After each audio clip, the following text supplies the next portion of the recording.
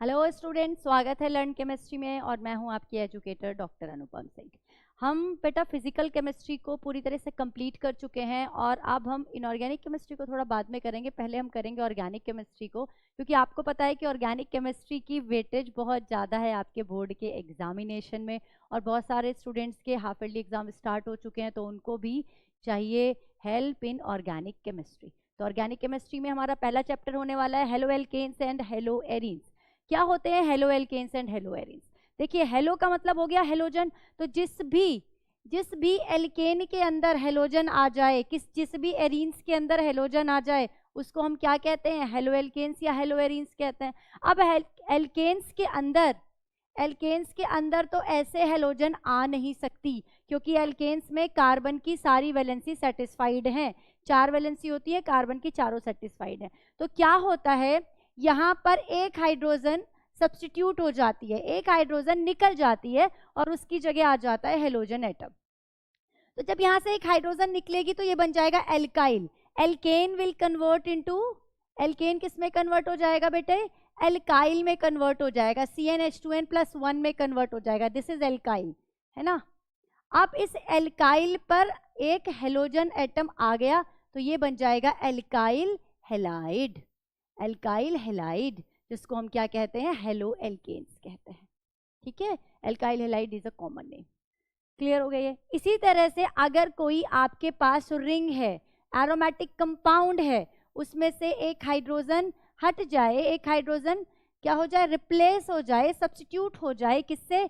Halogen atom से, तो बेटा बन जाएगा वो हेलो एरीन्स। तो these are halo alkanes and halo arenes.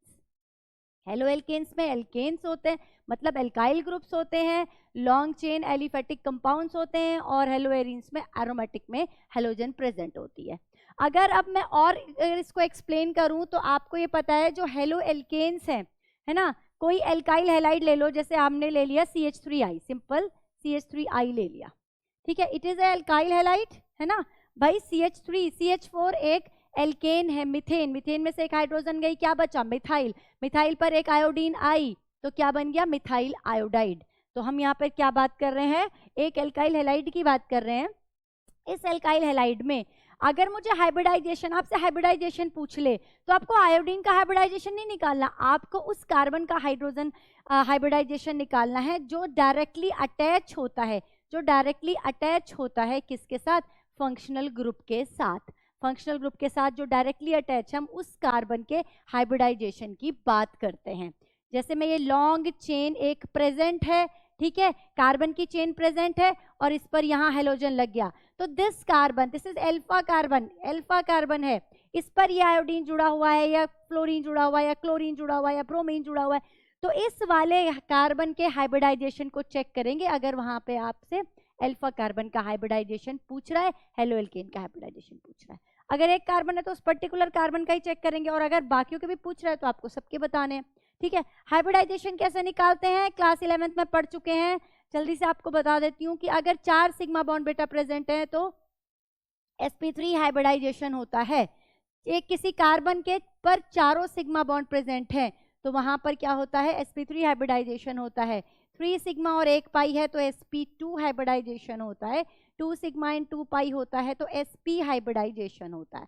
और ये वाला जो हाइब्रिडाइजेशन है ऑर्गेनिक केमिस्ट्री में आपको याद रखना, ऑर्गेनिक कंपाउंड के लिए याद रखना है। तो चलिए यहाँ पर आइए, इस कार्बन की अगर मैं बात करूं तो इस पर ये 3 हाइड्रोजन लगी हुई है और एक क्या लगा हुआ है? आयोडीन का एटम लगा हुआ है ना। तो अब इस कार्बन में देखो 1 2 3 चारों के चारों सिग्मा है, तो इस कार्बन का हाइब्रिडाइजेशन क्या हुआ बेटा? sp3 हुआ। ऐसे ही मैं इस कार्बन की बात करूं अगर, तो इस कार्बन में एक सिग्मा, तो मैडम इसमें तो 2 ही है कार्बन के, कार्बन की तो 4 वैलेंसी होती है, जिसमें आपको वैलेंसी नहीं दिखाई दे रही, अंडरस्टूड है कि बेटा वहां पर हाइड्रोजन जुड़ी हुई है। इसको हम हाइड्रोजन से कंप्लीट करेंगे, इन सबको हम हाइड्रोजन से कंप्लीट करते हैं। ठीक है, हाइड्रोकार्बन्स हैं ये, ऑर्गेनिक कंपाउंड्स हैं। ऑर्गेनिक केमिस्ट्री में हम क्या पढ़ते हैं, क्या स्टडी करते हैं? ऑर्गेनिक कंपाउंड्स को स्टडी करते हैं। ऑर्गेनिक कंपाउंड्स कौन से हैं? जो कि हाइड्रोकार्बन है, जो कि हाइड्रोजन और कार्बन से मिलकर बने हैं। उसके अलावा हाइड्रोजन कार्बन की चेन के अलावा वहां पर हेटेरो एटम भी प्रेजेंट होते हैं, जैसे कि halogen atom, sulphur, nitrogen, oxygen. तो ये सब हम कहाँ पढ़ते हैं? ऑर्गेनिक केमिस्ट्री में। तो ये एक हाइड्रोकार्बन मैंने आपके लिए बनाया, और यहाँ पर जो ये फंक्शनल ग्रुप है, जो हमारा हेलोजन का जो एटम है वो जिस कार्बन से जुड़ा हुआ है, इसका हाइब्रिडाइजेशन भी sp3 आएगा, because there are 4 sigma bond. ठीक है, तो जो आपके एल्काइल हैलाइड्स होते हैं, जो आपके हेलो एल्केन्स होते हैं, उसमें अल्फा कार्बन का हाइब्रिडाइजेशन क्या होता है, sp3 होता है। लेकिन जो आपके हेलो एरीन्स होते हैं, जो आपके हेलो एरीन्स होते हैं, ठीक है, ये मैंने एक बनाया आपके लिए, चलो यहाँ पर हम इसको क्लोरो एक्स की जगह Cl ले लेते हैं। ये मैंने आपके लिए बनाई क्लोरोबेंजीन। ठीक है, क्या हुआ था, बेंजीन में से एक हाइड्रोजन निकली थी और उसकी जगह एक हेलोजन एटम आ गया था, एक क्लोरीन आ गया था, तो ये बन गया था आपका क्लोरोबेंजीन। तो क्लोरोबेंजीन में जब हाइब्रिडाइजेशन की बात करते हैं तो ये क्लोरीन डायरेक्टली अटैच है 10 कार्बन से, 10 कार्बन से, ये अल्फा कार्बन है। इस अल्फा कार्बन का मुझे हाइब्रिडाइजेशन निकालना है, इस अल्फा कार्बन का हाइब्रिडाइजेशन निकालना है, तो मैं चेक करूंगी इस कार्बन के साथ 1 2 3 सिग्मा बॉन्ड जुड़े हुए हैं, 3 सिग्मा बॉन्ड जुड़े हुए हैं, लेकिन एक पाई बॉन्ड जुड़ा हुआ है। 3 सिग्मा और 1 पाई, 3 सिग्मा और 1 पाई, तो hybridisation will be sp2। Right, यहां तक समझ में आ गया। हेलो एल्केन्स और हेलो एरीन्स में ये डिफरेंस छोटा सा आपको समझ में आया। अब हम बात करेंगे क्लासिफिकेशन की हेलो एल्केन्स और हेलो एरीन्स की। उससे पहले मैं आपको एक छोटी सी चीज बताना चाहती हूँ। आपका जो एनसीईआरटी है उसका जो पहला ही पेज है उसमें हेलो एल्केन्स और हेलो एरीन्स का जब इंट्रोडक्शन दिया हुआ है तो वहां पर ये बताया गया है कि जो हेलोजन के जो कंपाउंड्स होते हैं, जो हेलोजन डेरिवेटिव्स हैं, वो हमारी डेली लाइफ में भी बहुत जगह यूज होते हैं। उनके कुछ एग्जाम्पल मैंने बोर्ड पे लिखे हुए हैं और ये वही एग्जाम्पल हैं जो एनसीईआरटी में गिवन है। आपको ये एग्जाम्पल याद करने हैं। ये किस किस चीज के एग्जाम्पल हैं? ये कुछ दवाइयाँ हैं, कुछ ड्रग्स हैं, कुछ मेडिसिन हैं, कुछ इंसेक्टिसाइड्स हैं। इन सब, ये सब वो कंपाउंड है जिनके अंदर हेलोजन के एटम प्रेजेंट होते हैं। जैसे एक एग्जाम्पल है क्लोरम फेनिकोल। क्लोरम फेनिकोल नाम से समझ में आ रहा है क्लोरीन प्रेजेंट होती है और ये एक एंटीबायोटिक होती है। एंटीबायोटिक ये यूज की जाती है to cure the typhoid fever. Typhoid fever में की क्योरिंग के लिए हम इस ड्रग का यूज करते हैं, इस दवाई का यूज करते हैं, इस मेडिसिन का यूज करते हैं, and it is an antibiotic. Right, दूसरा एक नाम दिया होता है, एक ऐसा, ये भी एक क्या कह सकते हैं, हेलोजन डेरिवेटिव है, हेलोजन का एक कंपाउंड है, दैट इज थायरॉक्सिन। थायरॉक्सिन कहाँ प्रोड्यूस होता है? हमारी बॉडी के अंदर प्रोड्यूस होता है थायराइड ग्लैंड में। It is a hormone. क्या है ये? हार्मोन है। अगर इस हार्मोन को का जो हार्मोन की जो क्वांटिटी है हमारी बॉडी में कम हो जाए तो हमें बीमारियां हो जाती हैं, जैसे कि उसकी कमी से गॉइटर हो जाता है। तो इस थायरॉक्सिन के अंदर, इसमें तो नाम से समझ में नहीं आ रहा कि कौन सा हेलोजन एटम है, इसमें प्रेजेंट होता है आयोडीन। आयोडीन अगर आप अच्छे से खाते हो तो थायरॉक्सिन जो हार्मोन है वो बहुत अच्छे से बनता है। आपने ऐड देखा होगा कि आयोडाइज्ड जो सॉल्ट है वो यूज करना चाहिए, तो वो थायरॉक्सिन के लिए ही है। ठीक है, अगला हमारे पास है क्लोरोक्विनोन। क्लोरोक्विनीन जो है ये भी एक ड्रग होती है, एक दवाई होती है जो यूज की जाती है मलेरिया के ट्रीटमेंट के लिए। ठीक है, एंटी मलेरियल ड्रग होती है ये, इसका नाम है क्लोरोक्विनीन। दूसरा है हमारे पास क्लोरोफॉर्म। क्लोरोफॉर्म में भी क्लोरीन प्रेजेंट होती है, यहाँ भी क्लोरीन प्रेजेंट है, यहाँ पर आयोडीन है, यहाँ पर क्लोरीन है। तो क्लोरोफॉर्म का नाम सुना है? बेहोश करने के लिए किया जाता है, एनेस्थेशिया के लिए यूज किया जाता था पहले सर्जरी के टाइम पे, तो क्लोरोफॉर्म हो गया। और दो और नाम पढ़ेंगे हम इसी चैप्टर में, डीडीटी एंड बीएचसी। बीएचसी आपने 11th में पढ़ लिया है हाइड्रोकार्बन वाले चैप्टर में। बेंजीन हेक्साक्लोराइड, इसका पूरा नाम है बेंजीन हेक्साक्लोराइड। डीडीटी हम इसी चैप्टर में पढ़ेंगे, डाइक्लोरो डाइफिनाइल ट्राइक्लोरो इथेन। और ये दोनों के दोनों होते हैं बेटा इंसेक्टिसाइड, अब तो बैन हो चुके हैं लेकिन आपके लिए यूजफुल हैं। आपको तो पढ़ने हैं, आपको तो इनके नाम पता होना चाहिए और इनकी रिएक्शन पता होनी चाहिए कि कैसे बनते हैं। तो दीज आर सम मेडिसिन जिनके अंदर हेलोजन प्रेजेंट होता है या फिर जिनके प्रोडक्शन के लिए हेलोजन की जरूरत होती है। क्लियर है? तो ये हमने बात की थोड़ी सी बेसिक। अब हम बात करेंगे कि हम ये जो हेलो एल्केन्स और हेलो एरीन्स हैं इनको कैसे क्लासिफाई कर सकते हैं, है ना। इनको भाई किसी भी चीज को अगर आप अच्छे से पढ़ना चाहते हैं और वो बहुत सारी आपके पास बहुत सारी वैरायटी है उसकी, तो आप क्या करोगे? क्लासिफाई कर दोगे ना किसी बेस पे। ठीक है, तो हम यहाँ पर क्या करेंगे? क्लासिफाई करेंगे, क्लासिफिकेशन पढ़ेंगे इसका। तो पहला जो क्लासिफिकेशन है वो है on the basis of number of halogen atom. कितने हेलोजन एटम प्रेजेंट हैं? ठीक है, तो पहला हो गया हमारा मोनो हेलोजन डेरिवेटिव्स। मोनोहेलोजन जो कंपाउंड है, मोनोहेलोजन का मतलब आपको समझ ही आता है, मोनोहेलोजन मतलब एक हेलोजन। कितने भी n नंबर कार्बन की चेन हो, कोई भी चेन हो, चाहे वो नॉर्मल चेन हो, चाहे वो आइसो चेन हो, चाहे वो नियो चेन हो, आपको पता है ना ये तीनों चेन कौन सी होती है।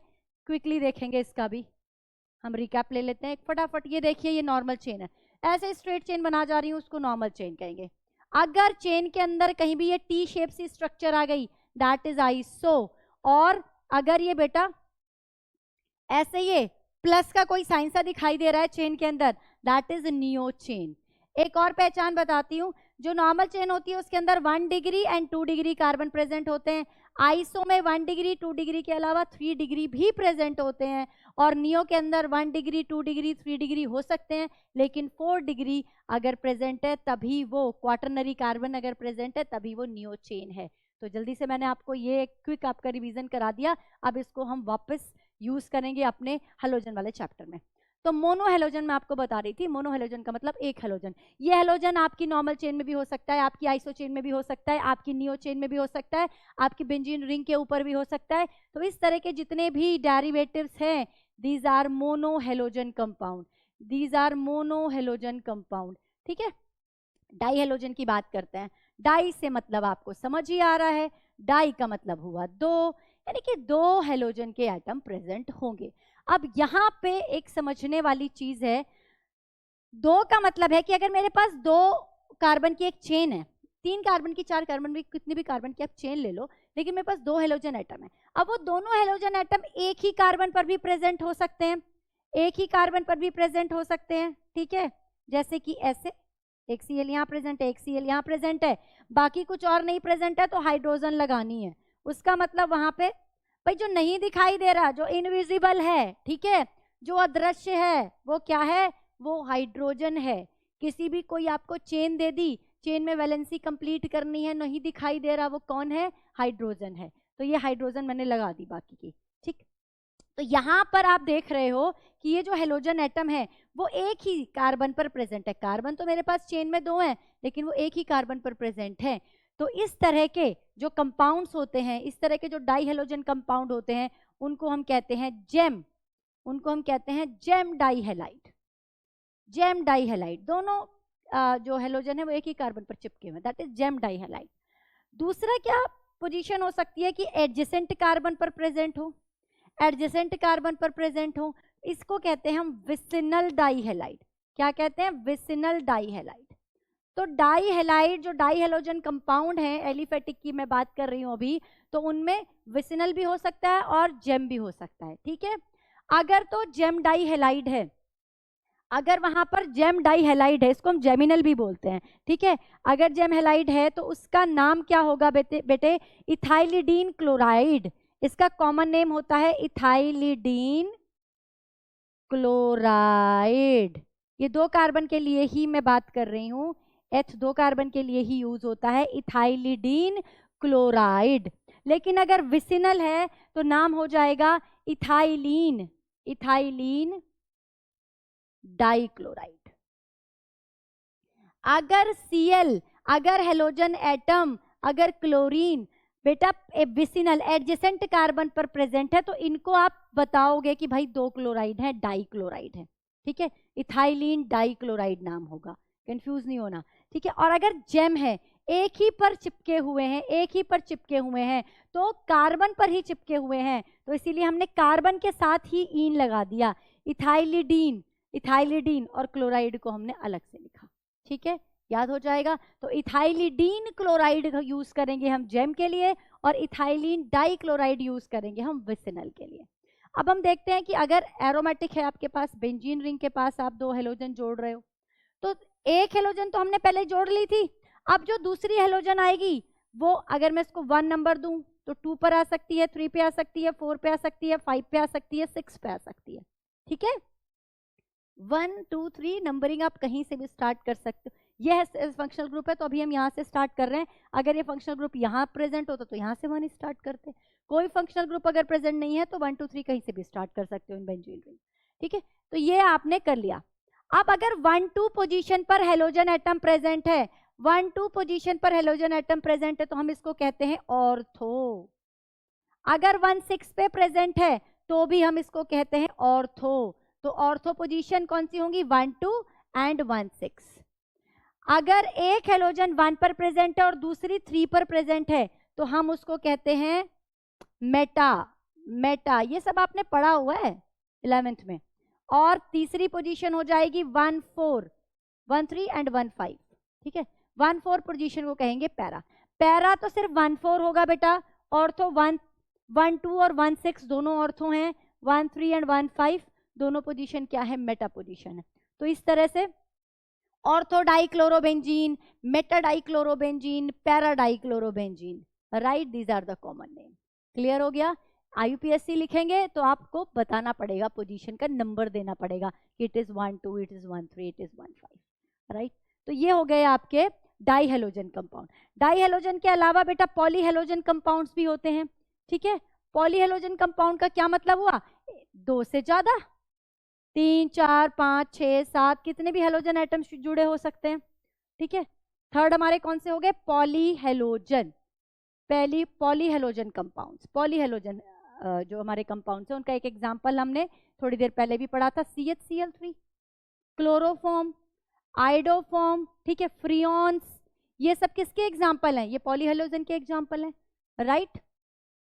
अब ये हमने बात करी थी हेलोजन एटम के बेस पर क्या कहते हैं क्लासिफिकेशन।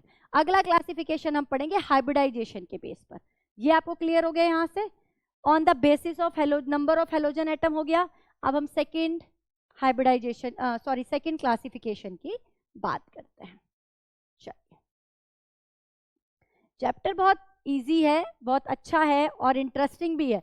देखो, ऑर्गेनिक केमिस्ट्री में इंटरेस्ट बना रहता है अगर कंटिन्यूएशन में ऑर्गेनिक केमिस्ट्री चलती रहे। कंटिन्यूएशन का मतलब मेरा ये है कि ऐसा नहीं होता कि आपने जो हेलोजन में पढ़ा वो हेलोजन में खत्म हो गया, है ना। जो आप हेलो एल्केन में पढ़ोगे वही चीजें, कुछ रिएक्शन आपको अल्कोहल में मिलेंगी।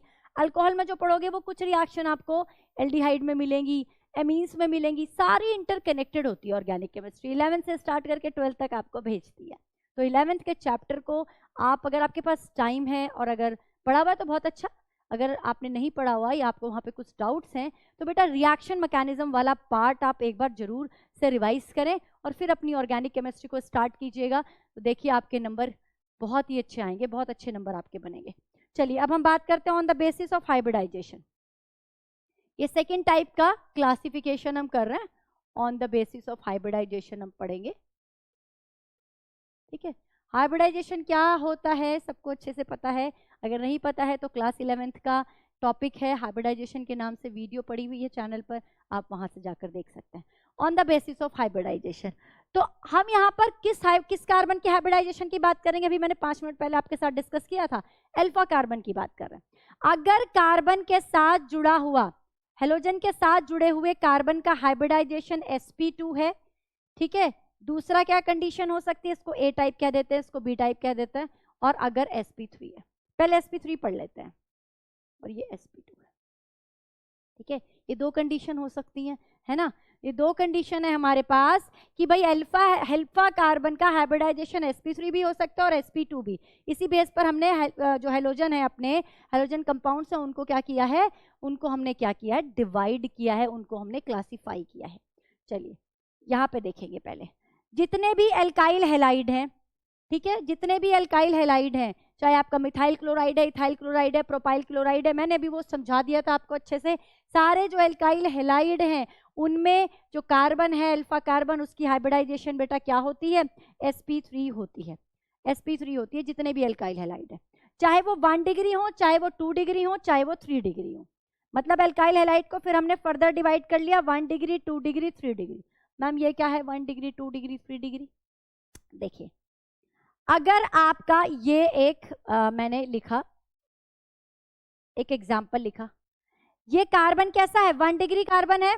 क्यों है ये 1 डिग्री कार्बन? देखो, इस तरह से आपको याद रखना है कि ये जो कार्बन है, जो मेरा अल्फा कार्बन है, जिसका मैं हाइब्रिडाइजेशन निकाल रही हूँ या जिसका मैं डिग्री निकाल रही हूँ कि ये प्राइमरी कार्बन है, सेकेंडरी है, टर्शरी है या क्वाटरनरी है, वो कार्बन कितने कार्बन के साथ जुड़ा हुआ है? हाइड्रोजन को नहीं देखना है। फिर से बता रही हूँ कि जिस कार्बन की आप बात कर रहे हो, जिस पर्टिकुलर कार्बन की आप बात कर रहे हो, जिसके बारे में आप जानना चाहते हो, तो ये देखो कि वो कार्बन कितने कार्बन से जुड़ा है। ये पर्टिकुलर कार्बन एक कार्बन से जुड़ा हुआ है, इसका मतलब ये प्राइमरी कार्बन या 1 डिग्री कार्बन है। 1 डिग्री, 1 एक से जुड़ा है तो 1 डिग्री कार्बन, ठीक है। अब मैंने 2 डिग्री की अगर बात करी तो 2 डिग्री क्या होगा मैम?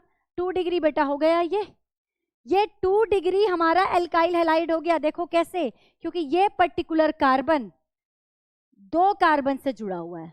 मैम 3 से जुड़ा हुआ है? नहीं, 3 से कहाँ जुड़ा हुआ है? This is the halogen. Halogen की बात नहीं करनी, हाइड्रोजन की बात नहीं करनी, कितने कार्बन से जुड़ा हुआ है ये पर्टिकुलर कार्बन, क्योंकि यहाँ पर यही पर्टिकुलर कार्बन अल्फा कार्बन है, यही पर्टिकुलर कार्बन अल्फा कार्बन है। इसकी हाइब्रिडाइजेशन अगर मैं चेक करूं तो क्या आती है? sp3 आएगी बेटा, sp3 आएगी। कैसे आएगी? 1 2 3 और एक हाइड्रोजन जुड़ी होगी, 4 सिग्मा बॉन्ड, ठीक है। तो sp3 हाइब्रिडाइजेशन है इसकी, और ये जो हमारा कार्बन है वो सेकेंडरी कार्बन है। टर्शरी की बात करें, अगर टर्शरी कार्बन कैसा होगा? टर्शरी कार्बन वो होगा जिसके साथ 3 कार्बन जुड़े हुए होंगे, 1 2 3।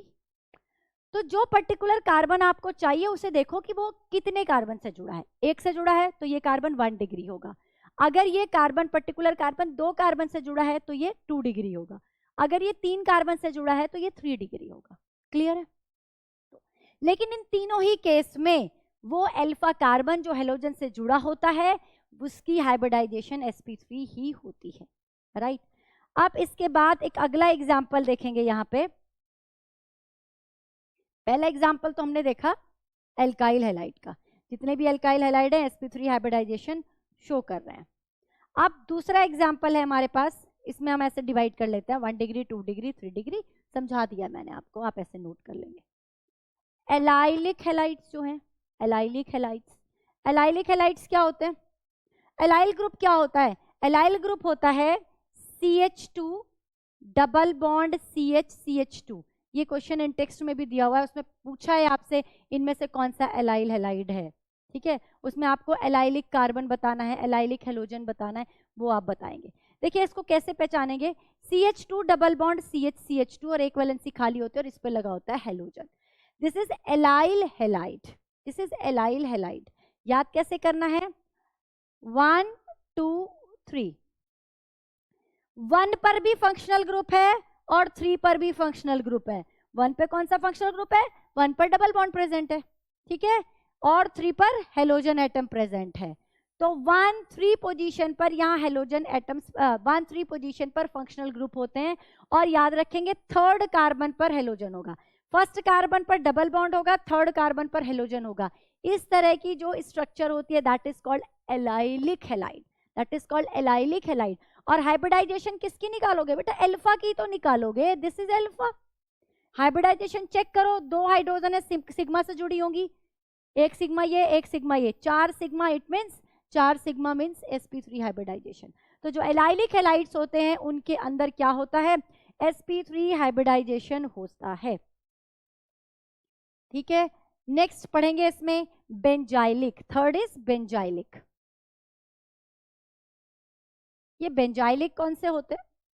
बेंजाइलिक ग्रुप जो है, आपको बेंजाइल याद रखना है। बेंजाइल क्या होता है? बेंजीन के ऊपर CH2 और एक ये बॉन्ड, ये वैलेंसी खाली है, ठीक है। बेंजीन के ऊपर CH2 और ये वैलेंसी खाली है, इस ग्रुप को कहते हैं बेंजाइल ग्रुप। और इसके साथ अगर हैलाइड जुड़ जाएगा तो ये बन जाएगा benzylic halide. Clear? It is not aryl halide, it is not aryl halide. Aryl halide वो होते हैं जो डायरेक्ट रिंग के साथ जुड़े हुए हैं, रिंग में से हाइड्रोजन को रिप्लेस करिए, ये रिंग में से हाइड्रोजन को रिप्लेस नहीं करी, ये साइड चेन में से हाइड्रोजन को रिप्लेस करिए, ठीक है। It is a benzylic. ये मत करना मैम अच्छा बेंजीन में से एक हाइड्रोजन निकाल दी तो वो बेंजाइलिक हो जाता है, जी नहीं, वो फिनाइल होता है, वो फिनाइल होता है। ये बहुत सारे बच्चों का डाउट होता है, बहुत सारे बच्चे ये गलती करते हैं एग्जाम में, ये चीज़ भी हम यहाँ साइड में नोट करेंगे। देखो एक तो स्टार के साथ आपको कॉपी में ये नोट करना है, ये नोट करना है, ये सारा हमारा क्या है, ये रिवीजन का पार्ट है जो हमने 11th में पढ़ी है, उन चीज़ों को रिवाइज किया। एक और चीज़ नोट करेंगे, ये आपका जो जो आपका बेंजीन है वो C6H6 है, इसमें से एक हाइड्रोजन चली जाती है तो C6H5 बनता है, it is called phenyl. Benzyl नहीं है बेटा, ये मत करना, इट इज कॉल्ड फिनाइल। तो बेंजाइल क्या होता है? बेंजाइल होता है कि ये जो आपका मिथाइल ग्रुप प्रेजेंट है बेंजीन के ऊपर, मिथाइल ग्रुप जो ये जो बेंजीन के ऊपर प्रेजेंट है इसको क्या कहते हैं, टॉलीन कहते हैं। इस टॉलीन में से एक हाइड्रोजन कम हुई है, ये कहलाता है आपका बेंजाइल। बेंजाइल अल्कोहल है तो OH लग जाएगा, बेंजाइल क्लोराइड है तो Cl लग जाएगा। Clear? It is called phenyl, it is called benzyl. ये मेजर डिफरेंस है, याद रखेंगे और गलती होती है। अच्छा चलो, ये मेरे पास बेंजाइलिक हैलाइड है, तो बेटा ये है, ये किसके साथ डायरेक्ट अटैच है, तो ये इसका अल्फा कार्बन है। अल्फा कार्बन का हाइब्रिडाइजेशन देखूं तो क्या होगा, 2 हाइड्रोजन सिग्मा से जुड़ी होंगी, तीसरा भी सिग्मा है और ये चौथा भी सिग्मा है। ये बॉन्ड की बात कर रही हूं मैं इस बॉन्ड की बात कर रही हूं। ये बॉन्ड तो इस कार्बन के साथ है, डबल बॉन्ड तो इस कार्बन के साथ, तो ये सिंगल बॉन्ड है। तो 4 सिग्मा बॉन्ड यानी कि sp3 हाइब्रिडाइजेशन, इस कार्बन का अल्फा कार्बन का हाइब्रिडाइजेशन sp3 है। एक और देखते हैं, एक होता है हमारा एलिसाइक्लिक, इसको हटा देती हूँ। एक होता है हमारा alicyclic, fourth is alicyclic. Alicyclic क्या होते हैं, देखो एलिफैटिक कंपाउंड, ये भी भाई 11th में पढ़ा था, है ना। Aliphatic compound, long chain, straight chain जो कंपाउंड्स है, दीज आर एलिफैटिक कंपाउंड, है ना। कार्बन हाइड्रोजन से बने होते हैं, एलिफैटिक भी, एरोमेटिक भी और एलिसाइक्लिक भी, right. Long chain compound, straight chain compound are called aliphatic. Straight chain compound, normal chain compound are called क्या, एलिफैटिक। उसमें नॉर्मल में मेरे कहने का मतलब, स्ट्रेट का मतलब ये भी है, ये भी है, ये भी है, तीनों प्रेजेंट है। लेकिन अगर साइक्लिक फॉर्म में वो चेन अरेंज हो जाए तो उन कंपाउंड को हम एलिसाइक्लिक कहते हैं। तो एलिफैटिक अगर साइक्लिक फॉर्म में प्रेजेंट है तो उनको हम क्या कहेंगे, एलिसाइक्लिक। एरोमेटिक किसे कह रहे हैं, एरोमेटिक में तो बेटा अनसैचुरेशन आ जाता है। एरोमेटिक में तो पाई इलेक्ट्रॉन यहां भी आ सकते हैं, पाई यहां भी आ सकते हैं, लेकिन वहां पर वो 6 के 6 इलेक्ट्रॉन, जैसे कि बेंजीन रिंग के अंदर जो 6 इलेक्ट्रॉन है ये मूव कर रहे हैं, ऐसा यहां पर नहीं होता भाई। ये एलिसाइक्लिक होगा, this is alicyclic not aromatic, 2 he electron है ना। लेकिन यहाँ पे 6 इलेक्ट्रॉन रिजोनेंस स्टेबलाइज हो जाते हैं, इन 6 के 6 कार्बन पर घूमते रहते हैं, यहाँ पर रिजोनेंस होती है। ये एरोमेटिक है, ये एलिसाइक्लिक है। क्लियर? ये क्या है बेटा, एलिसाइक्लिक है। तो एलिसाइक्लिक में double bond, triple bond, single bond होते हैं, लेकिन साइक्लिक कंपाउंड होते हैं ये। तो साइक्लिक कंपाउंड जो ये एलिसाइक्लिक है, जैसे मैंने ये एक एलिसाइक्लिक बनाया और यहाँ पर लगा दिया हेलोजन एटम, तो अल्फा कार्बन मेरा ये है, इस अल्फा कार्बन पर एक ये हेलोजन जुड़ा हुआ है, एक ये कार्बन जुड़ा हुआ है, एक ये कार्बन जुड़ा हुआ है, ये पीछे की तरफ हाइड्रोजन जुड़ी हुई है, 4 सिग्मा बॉन्ड दिख रहे हैं, sp3 हाइब्रिडाइजेशन हो गया। एलिसाइक्लिक में sp3 हाइब्रिडाइजेशन हो गया। क्लियर? तो ये एग्जाम्पल थे हमारे sp3 हाइब्रिडाइजेशन के। अब हम बात करेंगे sp2 हाइब्रिडाइजेशन हमें कहाँ कहाँ देखने को मिलता है। sp2 का पहला एग्जाम्पल तो मैंने आपको बता दिया था, एराइल हैलाइड जो हमारे हैं, एराइल हैलाइड जो हमारे हैं, हेलोएरीन्स जो हमारे हैं, एराइल हैलाइड कह सकते हैं, एलोएरीन्स कह सकते हैं, ठीक है। ये हमारे क्या है, यहाँ पर जो हाइब्रिडाइजेशन है बेटा sp2 होता है। एक और एग्जाम्पल होता है कार्बन, ये विनाइलिक हैलाइड, क्या होते हैं, vinylic halide. These are also example of sp2 hybridization। देखो एलाइलिक और विनाइलिक में क्या डिफरेंस है, एलाइलिक में भी डबल बॉन्ड है और हेलोजन प्रेजेंट है, विनाइलिक में भी डबल बॉन्ड है और हेलोजन प्रेजेंट है। पहचान कैसे करोगे, एलाइल में 3 कार्बन होते हैं, विनाइल में 2 कार्बन होते हैं, ऐसा कोई जरूरी भी नहीं है। अब 6 कार्बन की चेन होती है, उसमें भी एलाइल हो सकता है, तो कैसे याद रखेंगे। एलाइल के अंदर 1-3 पोजीशन होती है, 1 कार्बन पर डबल बॉन्ड, 3rd कार्बन पर हेलोजन एटम। एलाइल में 1-2 पोजीशन होती है, 1-2 पोजीशन होती है। तो एलाइलिक हमारा है 1-3 पोजीशन, विनाइलिक हमारा है 1-2 पोजीशन, 1 पर डबल बॉन्ड और 2 पर हेलोजन। अब यहाँ पे जो फंक्शन, जो अल्फा कार्बन है वो ये है alpha carbon, this is the alpha carbon. इसका हाइब्रिडाइजेशन निकालने चलोगे तो क्या होगा, एक जो हाइड्रोजन है सिग्मा से जुड़ी हुई है, ठीक है, हेलोजन एटम सिग्मा से जुड़ा हुआ है, ठीक है, डबल बॉन्ड में एक सिग्मा है और एक पाई है, तो 3 sigma 1 pi, 3 sigma 1 pi, sp2 hybridisation, sp2 hybridisation, this is the example of sp2 hybridisation. Clear? यहां तक समझ में आ गया आपको? चलिए अगली बात करेंगे, अब हम क्या बात करेंगे, थोड़ी सी हम करते हैं जगह को खाली, जिससे कि हम, ये आई थिंक आपने नोट कर लिया होगा, है ना, ये नोट हो गया, इसको भी हम खाली करते हैं, हमको ज्यादा स्पेस मिल पाएगा। अगली हम बात करेंगे कि भाई यहाँ पर हमने हाइब्रिडाइजेशन की बात कर ली हेलोजन डेरिवेटिव के। हेलोजन डेरिवेटिव आइसोमेरिज्म भी तो शो करते हैं। क्या शो करता है? आइसोमेरिज्म। आइसोमेरिज्म क्या होता है? क्या होते हैं आइसोमेरिज, या क्या होते हैं आइसोमेरिक कंपाउंड? आइसोमेरिज्म क्या होता है भाई? वो फिनोमेना जिसमें जो कंपाउंड होते हैं उनका मॉलिक्यूलर फॉर्मूला, दो कंपाउंड हैं, दो से ज्यादा कंपाउंड है, उनका मॉलिक्यूलर फॉर्मूला तो सेम है लेकिन उनका स्ट्रक्चरल फॉर्मूला डिफरेंट है, तो वो स्ट्रक्चरल आइसोमर कहलाते हैं। अगर उनका स्पेशल अरेंजमेंट डिफरेंट है तो वो स्टीरियो आइसोमर कहलाते हैं। कहने का मतलब है कि एक मॉलिक्यूलर फॉर्मूले को हम कई तरीके से शो कर सकते हैं, कई तरीके से उसके स्ट्रक्चर को बना सकते हैं, उसके स्टीरियो केमिकल स्ट्रक्चर को बना सकते हैं। उसी बेस पर जो कंपाउंड होते हैं वो आइसोमेरिज्म शो करते हैं।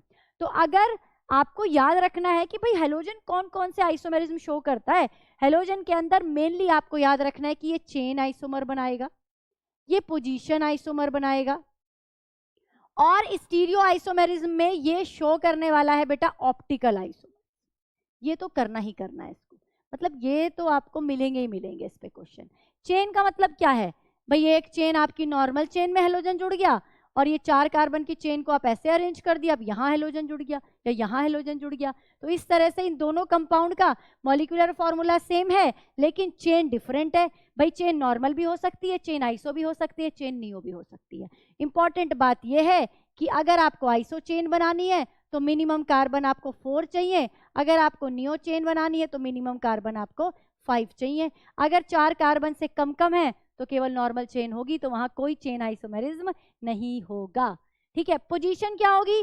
पोजीशन क्या होती है? पोजीशन का मतलब अलग अलग पोजीशन पे प्रेजेंट है। पोजीशन का मतलब अलग अलग पोजीशन पे प्रेजेंट है। जैसे कि Cl यहाँ प्रेजेंट हो सकता है, Cl यहाँ भी प्रेजेंट हो सकता है।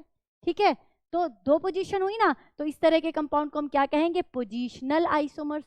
ऑप्टिकल आइसोमेरिज्म, ऑप्टिकल आइसोमेरिज्म उन कंपाउंड्स में होता है जहां पे कोई कायरल सेंटर प्रेजेंट होता है, जहां पर कोई कायरल सेंटर प्रेजेंट होता है।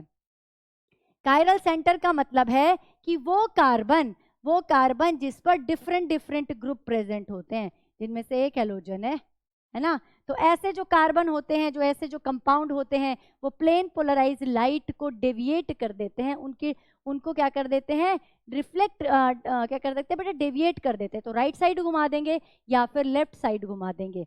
ठीक है, तो इस तरह से ये शो करते हैं ऑप्टिकल आइसोमेरिज्म। इसको डिटेल में पढ़ेंगे हम थोड़ी देर में। उससे पहले हम क्या पढ़ेंगे? तो हमने क्या क्या क्या, क्या कर लिया? क्लासिफिकेशन कर लिया, आइसोमेरिज्म को डिस्कस कर लिया। तीसरी हम बात करेंगे यहाँ पर नोमेनक्लेचर।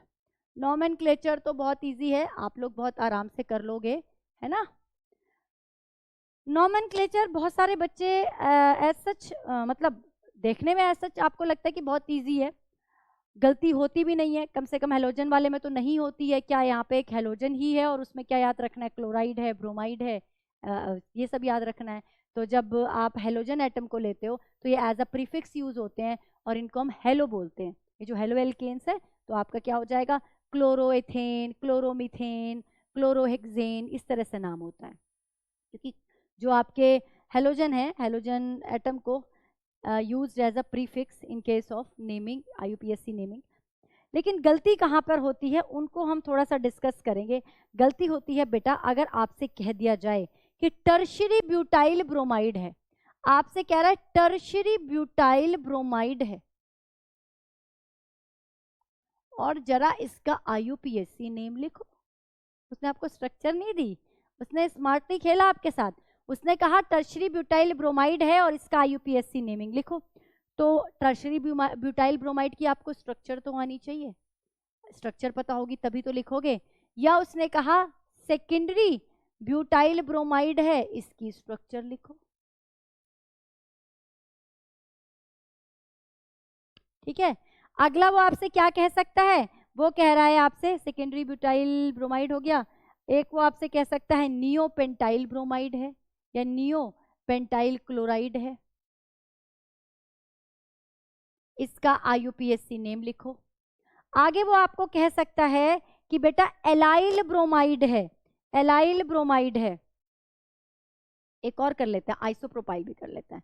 आइसोप्रोपाइल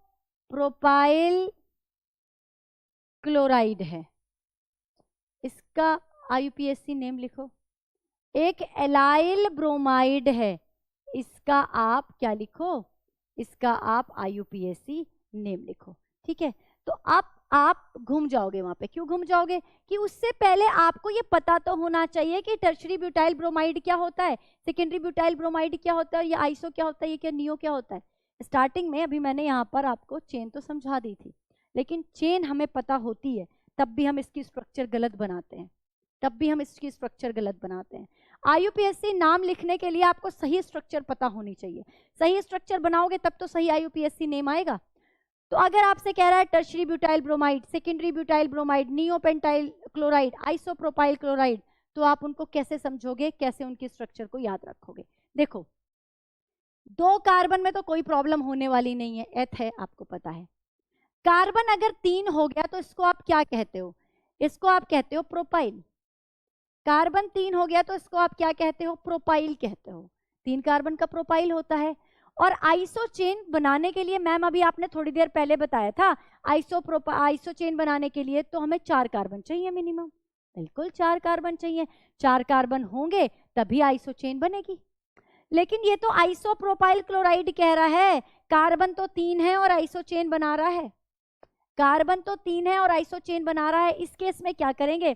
इस केस में बेटा ये कह रहा है कि जो ये क्लोराइड है, ये क्लोराइड है, ये आइसो चेन फॉर्म कर रहा है, यानी कि ये Cl यहां प्रेजेंट है, यानी कि ये Cl यहां प्रेजेंट है। वहां पे आपको ये नहीं करना अपनी बुद्धि से एक और कार्बन वहां पे चिपका दिया, अच्छा मैम ने बताया था 4 कार्बन चाहिए तो इसने तो कुछ पता नहीं क्यों करा, एक कार्बन यहाँ लगा देती हूँ, यहाँ पर एक Cl लगा देती हूँ। नहीं, अपनी बुद्धि यहाँ पे इस तरह से नहीं चलानी है। आपको क्या याद रखना है? आपको कंसेप्ट याद रखना है, आपको ये इस बात को फॉलो करना है, नंबर को फॉलो करना है। नंबर क्या है बेटा? प्रोपाइल का है, कार्बन तो 3 ही रहेंगे, कार्बन तो 3 रहेंगे। लेकिन कह रहा है आइसोप्रोपाइल क्लोराइड, यानी कि उस कार्बन के 3 कार्बन की चेन पे जो आइसो पोजीशन होगी, जो उसकी आइसो पोजीशन हो सकती है, उस पर मैं Cl लगा देता हूँ, तो ये बन गया आइसोप्रोपाइल क्लोराइड। अब इसका नाम लिखने में क्या दिक्कत आ रही है भाई? 3 कार्बन तो रूट वर्ड आ गया प्रोप, है ना। IUPAC नेम लिखते हैं तो क्या फॉलो करते हैं? Root word plus primary suffix plus secondary suffix, ये, और यहां पर प्राइमरी प्रीफिक्स अगर कोई है और सेकेंडरी प्रीफिक्स। ठीक है, चलिए, तो रूट वर्ड हो गया प्रॉप। अब प्राइमरी सफिक्स की बात है ना, प्राइमरी सफिक्स होता है बॉन्ड, यानी कि एन इन आइन will be 1 degree primary suffix. तो यहाँ पर सिंगल बॉन्ड है तो एन, प्रोपेन। ठीक है, प्रोपेन। Cl मैंने कहा कि हमेशा कहाँ जाएगा? प्रीफिक्स में जाएगा। कौन सी पोजीशन पर प्रेजेंट है? किधर से भी नंबरिंग करूं, इधर से या इधर से, 2 पर ही प्रेजेंट है, तो नाम हो जाएगा 2 क्लोरोप्रोपेन। 2 क्लोरोप्रोपेन नाम आपने लिख दिया, स्ट्रक्चर आपने बना ली और आपको नंबर मिल गए। ठीक है, अगली प्रॉब्लम आपकी देखते हैं। देखो, ठीक है मैम, यहाँ तो समझ में आ गया आइसोप्रोपाइल क्लोराइड, लेकिन ब्यूटाइल के केस में क्या होता है? देखो, ब्यूटाइल क्या होता है? ब्यूटाइल होता है ये 4 कार्बन होता है ब्यूटेन, 4 कार्बन होता है ब्यूटेन। सारी हाइड्रोजन अगर मैं लगा दूं यहाँ पे, मैं आपको ये चीज डिटेल में समझा रही हूँ क्योंकि मैंने बहुत बार देखा है मेरे स्टूडेंट इस प्रॉब्लम को फेस करते हैं, उनके नंबर जाते हैं IUPAC में। ठीक है, और वो बच्चे जिनको बहुत अच्छे नंबर आ सकते थे लेकिन IUPAC की वजह से उनके नंबर चले गए। तो क्या है ये? ब्यूटेन है। Now it is butane. अब मैंने कहा था एल्केन में से एक हाइड्रोजन हटा दो तो एल्काइल बन जाता है, तो ब्यूटेन में से एक हाइड्रोजन हटा दी तो ये ब्यूटाइल बन गया। दिस इज ब्यूटाइल, है ना। अगर वो कह रहा है आपसे N ब्यूटाइल क्लोराइड, N मतलब normal chain, butyl chloride, this is, या तो N ब्यूटाइल क्लोराइड कह रहा है या ब्यूटाइल क्लोराइड कह रहा है, आपने ये करना है। क्लियर, समझ में आ गया। लेकिन उसने अब की बार ऐसा नहीं कहा, उसने कहा सेकेंडरी ब्यूटाइल ब्रोमाइड, उसने N नहीं कहा, उसने सेकेंडरी कहा। तो अब क्या करेंगे? तो इसका मतलब हाइड्रोजन यहां से नहीं हट रही होगी, वो सेकेंडरी कार्बन से हट रही होगी, वो सेकेंडरी कार्बन से हट रही होगी। सेकेंडरी कार्बन, ये तो मैंने बताया था 1 डिग्री कार्बन है। क्यों है 1 डिग्री? क्योंकि ये कार्बन एक ही तरफ कार्बन से जुड़ा है। मैंने कहा था हाइड्रोजन नहीं देखनी, सिर्फ कार्बन देखना है। ये कार्बन एक ही कार्बन से जुड़ा हुआ है, दैट इज 1 डिग्री। ये वाला कार्बन लेकिन दोनों तरफ कार्बन से जुड़ा हुआ है, तो ये 2 डिग्री है, ये भी 2 डिग्री है और ये 1 डिग्री है। तो इस 2 डिग्री में से इस वाले प्लेस में से अगर मैं हाइड्रोजन को हटा दूं तो ये बन जाएगा हमारा सेकेंडरी ब्यूटाइल। ये हमारा क्या बन जाएगा? सेकेंडरी ब्यूटाइल बन जाएगा। ठीक है, तो सेकेंडरी ब्यूटाइल की अगर मेरे को नाम लिखना है तो यहाँ पे सेकेंडरी ब्यूटाइल ब्रोमाइड था तो Br लगा दो। अब इसकी नेमिंग कैसे करोगे? नेमिंग कैसे करोगे भाई?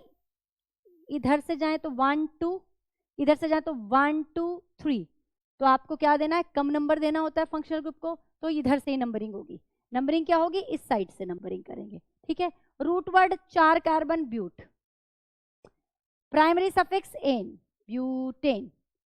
Br should be in prefix, लेकिन कौन सी पोजीशन पे? 2 पोजीशन पे, तो 2 ब्रोमोब्यूटेन। आई होप आपको ये चीज समझ में आ गई होगी, 2 ब्रोमोब्यूटेन, राइट। ठीक है, तो ये हमने किसकी बात करी? ये हमने बात करी सेकेंडरी ब्यूटाइल की। This is secondary butyl, right, it is isopropyl. याद रखेंगे ये चीजें, अच्छी चीजें हैं, ये कंपटीशन में बहुत हेल्प करती हैं आपको, है ना। अगली चीज क्या बोली इसने? इसने कहा अब हमें सेकेंडरी ब्यूटाइल नहीं चाहिए, हमें तो टर्शरी ब्यूटाइल चाहिए। टर्शरी ब्यूटाइल, अब देखो टर्शरी ब्यूटाइल के साथ क्या होगा। अब अगर मैं ये नॉर्मल चेन बना रही हूं तो इसमें 1 डिग्री कार्बन भी है बेटा, 2 डिग्री कार्बन भी और 1 डिग्री कार्बन, 1 डिग्री और 2 डिग्री है, तो यहाँ पर प्राइमरी ब्यूटाइल बन सकता है या सेकेंडरी ब्यूटाइल बन सकता है, टर्शरी तो नहीं बन सकता। टर्शरी तो नहीं बन सकता। टर्शरी कहाँ बन सकता है? इसी 4 कार्बन की चेन को अगर मैं आइसो में चेन में कन्वर्ट कर दूं तो मेरे को टर्शरी मिल जाएगा, क्योंकि टर्शरी कहाँ पर होता है? आइसो में तो पक्का होता है। हमने कहा कि आइसो चेन किस चेन को कहते हैं? जिसमें कम से कम एक टर्शरी कार्बन हो। 1 डिग्री 2 डिग्री होंगे, वो हो सकते हैं, लेकिन टर्शरी होना मैंडेटरी है। तो चलिए इन 4 कार्बन को अब हम 3 कार्बन वाली चेन में मतलब कन्वर्ट करते हैं और ये हो गया हमारा। ठीक है, अब इसने कहा है टर्शरी ब्यूटाइल। टर्शरी ब्यूटाइल का मतलब वो ब्यूटाइल, ये ब्यूटेन था, लेकिन ब्यूटाइल कब बना? जब टर्शरी से ये वाला हाइड्रोजन रिप्लेस हुआ। This is called tertiary butyl और उसकी जगह आ गया Br। यहाँ हाइड्रोजन, यहाँ हाइड्रोजन, यहाँ हाइड्रोजन, इसे क्या कह रहे हैं? Tertiary butyl bromide. I hope आपको सबको ये चीज बहुत अच्छे से समझ में आ गई होगी। Tertiary butyl bromide, tertiary carbon से हाइड्रोजन निकलेगी, टर्शरी कार्बन पर फंक्शनल ग्रुप जुड़ेगा, दैट इज कॉल्ड टर्शरी। अगर सेकेंडरी है तो सेकेंडरी कार्बन से आप हाइड्रोजन निकालो। अब आप कहोगे मैम इसमें भी तो सेकेंडरी हो सकता है, इसमें सेकेंडरी हो ही नहीं सकता बेटा, सेकेंडरी है ही नहीं। 1 डिग्री कार्बन है, 1 डिग्री कार्बन है, 1 डिग्री कार्बन और ये 3 डिग्री कार्बन है। इसमें 4 कार्बन की चेन में 4 कार्बन या तो 1 डिग्री 2 डिग्री बनाएंगे एन ब्यूटाइल पर, और अगर वो आइसोफॉर्म में कन्वर्ट होंगे तो उनमें टर्शरी होगा, 3 डिग्री कार्बन होगा और 1 डिग्री कार्बन होगा। 2 डिग्री यहाँ है ही नहीं, तो यहाँ कभी सेकेंडरी ब्यूटाइल तो बन ही नहीं सकता। सेकेंडरी ब्यूटाइल बनाना है तो नॉर्मल चेन में ही बनाना है। अच्छा, अब इसका नाम की अगर बात करूं, इसका यूपीएससी नेम अगर लिखना है आपको, ये मैं भी हटा रही हूँ, बहुत हौच-पौच हो गया। सेकेंड इसका नाम लिखेंगे तो नंबरिंग करेंगे, ठीक है, 1 2 3। मैम इधर से भी तो कर सकते थे, कर लो इधर से 1 2 3, है ना। तो अब यहाँ पे जब नंबरिंग कर ली हमने, तो अब हम रूट वर्ड क्या लेंगे? जब ये चेन हमारी स्ट्रेट चेन हमारी ये है, तो ये है प्रोपेन, ठीक है, प्रोपेन। 2 पे Br भी है, 2 पे मिथाइल भी है, 2 पे Br भी है, 2 पे मिथाइल भी है, लेकिन Br ब्रोमो, B से प्रेजेंट है, B पहले आता है, C बाद में आता है, ABC। तो आप क्या करेंगे? 2 ब्रोमो 2 मिथाइल प्रोपेन, ठीक है। तो ये नाम किसका हो गया? ये नाम हो गया टर्शरी ब्यूटाइल का, ये नाम हो गया सेकेंडरी ब्यूटाइल का, ये नाम हो गया आइसोप्रोपाइल का। अब मैम क्या बच गया है? नियोपेंटाइल कैसे बनाएंगे? चलो ये तो हमें समझ में आ गया, ये नियोपेंटाइल कैसे बनाएंगे। देखो एक चीज आप लोग समझो ये बात कि नियो के लिए मैंने क्या लिखा हुआ? मिनिमम 5 कार्बन चाहिए। नियो के लिए क्या लिखा हुआ है? मिनिमम 5 कार्बन चाहिए। पेंटाइल कह रहा है, पेंटाइल का मतलब 5 कार्बन। पेंटाइल कह रहा है, इसका मतलब पेंटाइल का मतलब 5 कार्बन। 5 कार्बन को नियो फॉर्म में अरेंज कर दिया। ये कार्बन क्वाटरनरी है, लेकिन कार्बन की चारों वैलेंसी फुल्ली फिल्ड है। तो ये जो 1 2 3 4 ये जो चारों कार्बन है, ये सारे चारों के चारों 1 डिग्री कार्बन है, और इनमें से किसी से भी आप हाइड्रोजन हटाकर X लगा दो। यहाँ पर मैंने क्या लिया है, Cl लिया है। This is called neopentyl chloride. Neopentyl chloride. ये बात समझ में आ गई, ये बात क्लियर हो गई, आ गया इसका भी नाम आपको, आ गया, बना लेंगे यार, इसका भी नाम लिख लोगे आप IUPAC। मेन चीज तो यहाँ पर स्ट्रक्चर है, स्ट्रक्चर में गलती होती है। एलाइल ब्रोमाइड, एलाइल ब्रोमाइड में क्या करेंगे, एलाइल का यार एलाइल की स्पेलिंग गलत हो गई। अच्छा, एलाइल ब्रोमाइड में क्या बताया, 1 3 पोजीशन, 1 3 पोजीशन। एलाइल 3 कार्बन की चेन होती है, 1 पर बी फंक्शनल ग्रुप और 3 पर भी फंक्शनल ग्रुप, CH2 1 2 3 4 और CH2। अब तो नाम लिख लोगे, कुछ भी नहीं करना। अब यहाँ पर ये याद रखना है कि कौन से फंक्शनल ग्रुप की तरफ से आपको नेमिंग स्टार्ट करनी है। डबल बॉन्ड जो है वो Br से अच्छा फंक्शनल ग्रुप है, सुपीरियर फंक्शनल ग्रुप है, तो नंबरिंग यहीं से स्टार्ट होगी। और ये है प्रॉप। प्राइमरी सफिक्स जो होगा वो बॉन्ड पे डिपेंड करता है। There is a 1 double bond propene, प्रोप1इन भी लिख सकते थे हम, लेकिन प्रोपीन से समझ में आ रहा है कि पहले नंबर पर ही डबल बॉन्ड है। और 3 ब्रोमो, 3 ब्रोमो प्रोपीन यहाँ पर नाम होगा, ठीक है, 3 ब्रोमो प्रोपीन। ये आपको मैंने नोमेनक्लेचर समझाया कि कैसे हम हेलोजन कंपाउंड में, हेलो एल्केन्स कंपाउंड में, हेलो एरीन्स में नेमिंग को करेंगे। अच्छा, हेलो एरीन्स के भी 1 2 नाम कर लेते हैं जब नोमेनक्लेचर कर ही रहे हैं, है ना। हो सकता है कि किसी स्टूडेंट को इसमें भी प्रॉब्लम हो, कोई डाउट हो, तो वो भी हम क्या करेंगे, क्लियर कर लेंगे। देखो, मुझे वहां पे एक कॉमन नेम दे रखा है मान लो, और मुझे उससे पूछा है कि इसका IUPAC नेम बताओ, है ना। मैं आपको स्ट्रक्चर से नहीं बता रही, स्ट्रक्चर दे रखे होगी तब तो आप कर लेते हो। प्रॉब्लम कहाँ आती है, नाम दे रखा है कॉमन नेम और आपको IUPAC निकालना, वहां पर आप सबसे ज्यादा गलती करते हो। तो आपको दे रखा है ऑर्थो क्लोरोटोलीन। अब ऑर्थोक्लोरोटोलीन है, ठीक है, ऑर्थोक्लोरोटोलीन है, तो इसको जब बनाएंगे तो बेंजीन बनाएंगे पहले। टोलीन का मतलब है कि यहां पर CH3 प्रेजेंट है, ये टोलीन हुआ। टोलीन के ऑर्थो पर क्लोरो प्रेजेंट है, ये इसकी ऑर्थो पोजीशन या तो इधर लगा लो या इधर लगा लो, ठीक है। तो ये हमारी स्ट्रक्चर हुई ऑर्थोक्लोरोटोलीन की, ठीक है। अब इसका आपको क्या करना है, इसकी आपको करनी है नंबरिंग। देखो, ये इस वाले कार्बन पर प्रेजेंट है, ये इस वाले कार्बन पर प्रेजेंट है, तो आपको ये पता होना चाहिए कि Cl बड़ा फंक्शनल ग्रुप है या CH3 is a side chain. Side chain सबसे नीचे आती है लिस्ट में, जब आप सुपीरियरिटी की लिस्ट बनाते हो सबसे नीचे साइड चेन आती है, तो प्रेफरेंस किसको देंगे, फंक्शनल ग्रुप को देंगे। तो नंबरिंग यहाँ से स्टार्ट करेंगे 1। उसके बाद मैं इधर भी चल सकती हूँ, मैं इधर भी चल सकती हूँ। कहाँ चलना चाहिए, इधर चलना चाहिए, क्योंकि दूसरा साइड चेन पास पड़ रहा है ना 2 पे, इधर तो 2 3 4 5 6 पे पड़ेगी साइड चेन। तो जितनी भी आप फंक्शनल ग्रुप हैं, साइड चेन है, उनको नंबरिंग देनी है तो उनको लोवेस्ट नंबर देना होता है। तो 1 2 3 4 5 6। अब इसका नाम क्या हो जाएगा, 1 क्लोरो, C पहले होता है और जो आपका M है वो बाद में आता है। 1 chloro 2 methyl benzene, 1 chloro 2 methyl benzene, ठीक है। एक और नाम हो सकता है जो कि IUPAC एक्सेप्टेबल है, 1 क्लोरोटोलीन भी लिख सकते हैं, बट 1 क्लोरो 2 मिथाइल बेंजीन भी करेक्ट है, राइट। एक और करके देखें, चलिए। आपको वहां पे क्या दिया, आपको कहा कि बेंजाइल क्लोराइड है, बेंजाइल क्लोराइड है, इसका IUPAC नेम बताओ।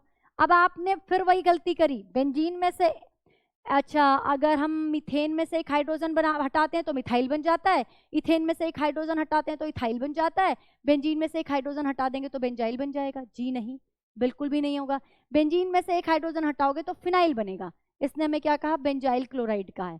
मैंने आपको क्या बताया था बेटा, बेंजीन बेंजाइल होता है ये group, this group is benzyl, और बेंजाइल क्लोराइड कहा है तो ये बेंजाइल क्लोराइड है, ठीक है। अब आपको इसका नाम लिखना है, ठीक है। तो कैसे लिखेंगे इसका नाम, इसका IUPAC नेम लिखने के लिए आपको यहाँ पे लेनी होगी, आपको यहाँ पे चूज करनी होगी चेन। देखो, ये एक तो ये चेन हो सकती है, एक ये चेन हो सकती है, या तो हम इस चेन को लें या हम इस चेन को लें। अब आप कहोगे मैम ये तो समझ में आ रहा है, क्योंकि अगर चेन तो सेलेक्ट करनी पड़ेगी ना, कार्बन से ये भी शुरू है और कार्बन से यहाँ फंक्शनल ग्रुप लगा के ये भी इसने एक चेन बना रखी है। साइड चेन को या तो पेरेंट चेन लो या इसको पेरेंट चेन लो। अब आपने ये पढ़ा है कि जब कार्बन नंबर कम से कम होते हैं, वो कार्बन नंबर जितने ज़्यादा होने चाहिए उसी को हम पेरेंट चेन मानते हैं, मतलब जिसमें जितने ज़्यादा कार्बन होंगे वही पेरेंट चेन होगी, सही पेरेंट चेन वही होती है। लेकिन आपने एक चीज़ ये भी पढ़ी है कि पेरेंट चेन चाहे कार्बन में छोटी हो जाए लेकिन उसमें फंक्शनल ग्रुप ज़्यादा से ज़्यादा आने चाहिए, उसमें फंक्शनल ग्रुप ज़्यादा से ज़्यादा आना चाहिए। अगर मैं ये पेरेंट चेन लेती हूँ तो फंक्शनल ग्रुप बाहर निकल जाता है, साइड चेन में चला जाता है। लेकिन अगर मैं इसको पेरेंट चेन मानती हूँ, अगर मैं इसको पेरेंट चेन मानूं तो ये फंक्शनल ग्रुप मेरी चेन में है, ठीक है। Cl is a functional group, double bond इससे नीचे आता है प्रायोरिटी लिस्ट में। हम पहले Cl को प्रेफरेंस देंगे और अब नंबरिंग स्टार्ट करेंगे। यहाँ पर 1 ही है, यहाँ पर 1 ही है, तो 1 को तो आप लिखें चाहे ना लिखें, इट्स योर्स चॉइस, ठीक है। तो नाम क्या हो जाएगा यहाँ पे? अब ये क्या होगा, ये क्या है भाई, एक बेंजीन में से एक हाइड्रोजन हट गई, ये फिनाइल है, फिनाइल है ये फिनाइल। एक कार्बन की चेन है तो ये क्या है, मीथेन है, ठीक है। और ये क्या है, क्लोरो है, क्लोरोफिनाइल मीथेन लिख सकते हो, 1 क्लोरो 1 फिनाइल मीथेन लिख सकते हो, दोनों ही सही है।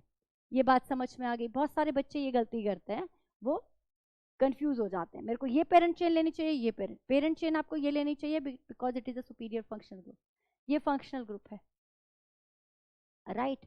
तो इस तरह से इसका नाम होगा क्लोरोफिनाइल मीथेन।